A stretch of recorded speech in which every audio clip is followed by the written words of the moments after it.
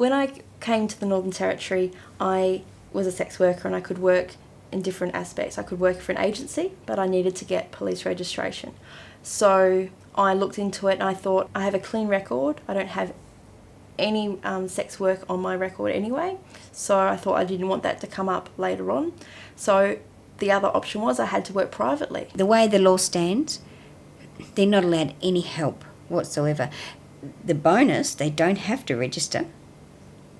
But, you weigh that up against the fact that they're not allowed drivers, so they drive themselves. No one knows where they've gone. They have no security. So if they get roughed up or a client refuses to pay the money or if there's any problems whatsoever, they have to deal with it on their own. I mean, it is more secure working in an agency and they take half your money for that security. If you're on your own, you have to go by your own instincts. As an individual worker, if you have someone that drives you to a job, that's considered an agency, so you're not supposed to do it. You're not allowed to work with a friend because that would make you an agency, so you can't do it. So you basically have to be completely alone. And so you've got no safety measures in place and no company outside the clients. So you really have no rights at all to look after yourself. The way the laws are set up at the moment, you're only able to work from a motel. And also, I take it that you're not supposed to be visiting people in their homes. They need to come to a motel, or you can visit them at a motel. So it's all motel driven. Working as a private sex worker, you need to work alone, and I need to use my gut instinct a lot on the phone. I try not to see anybody after midnight because there's the big drinking culture in Darwin, and when you're trying to deal with drunk clients, they're just a pain in the butt. Not all motel owners are pro-workers, but when it comes to booking motels, you've either got to be upfront and let them know what you're doing and go to places where they're okay with it, or you need to put on a front. OH&S should mean that we can have enough of us there to look after each other. If I want to work privately, but I can't have my friend out there for me to scream, "Oi, mate, come give us a hand," her to help me drag him out. Even in an agency, you really haven't got that most of the time because you're being driven to your motel room and back.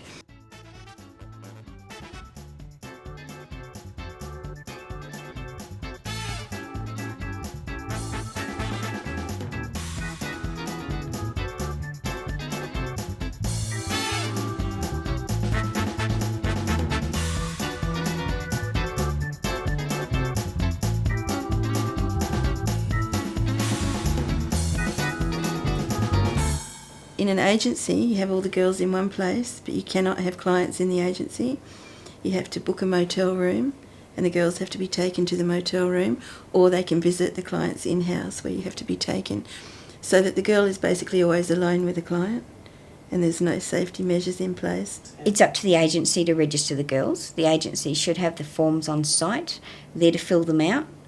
Then they give them to the police. It's apparently meant to only take 7 days. I have heard cases where it's taken up to 3 months. The other aspect of registration is that you cannot get registered if you have a criminal record that includes drugs or assault charges. This includes domestic violence. So when you can't get registered, you have to work privately, or you have to go and work illegally. It pushes everyone underground. Most of them work while they're waiting for their registration, or they just don't bother registering because it's just too hard. They don't want their personal information on file. There's no guarantee that their personal information will be deleted after they deregister. They don't know who's got access to their information. At one of the agencies, there was only one girl there that was actually registered, and there was probably 8 or 9 working. The others couldn't get registered. They had drug convictions. So I went in and I asked the police why I had to register, and they said to keep organised crime out of the industry. That's when I said to them, surely a criminal history check would cover that and make sure that I wasn't involved in organised crime. There's no guarantees. I think more ladies would be willing to register if it could be guaranteed to them that their information was not going to go any further. I can't see one benefit of registration, especially police registration, and having my name and number and personal details in the police system. It's scary.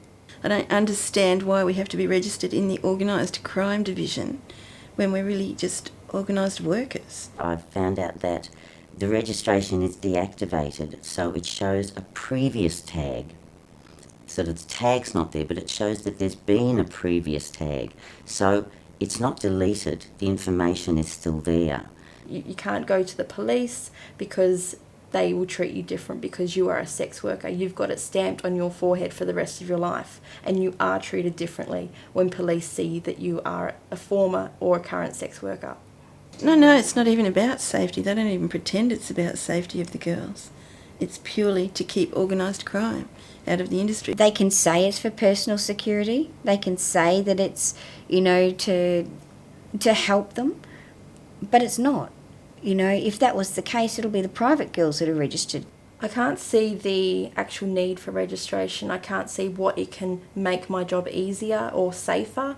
It can't help my safety. It can't help anything. So they have all these laws in place, but not a single one of them is about protecting sex workers or making anything easier or better for them. The girls are doing it illegally.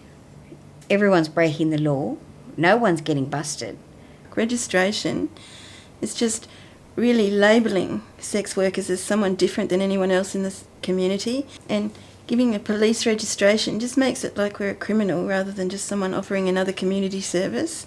Well, I think there should just be, firstly, there shouldn't have to be police registration. Don't understand why police have to have anything to do with this business. They don't with any other. I can't see the sense of sex workers being registered with the police because we're legal, it's not criminal activity.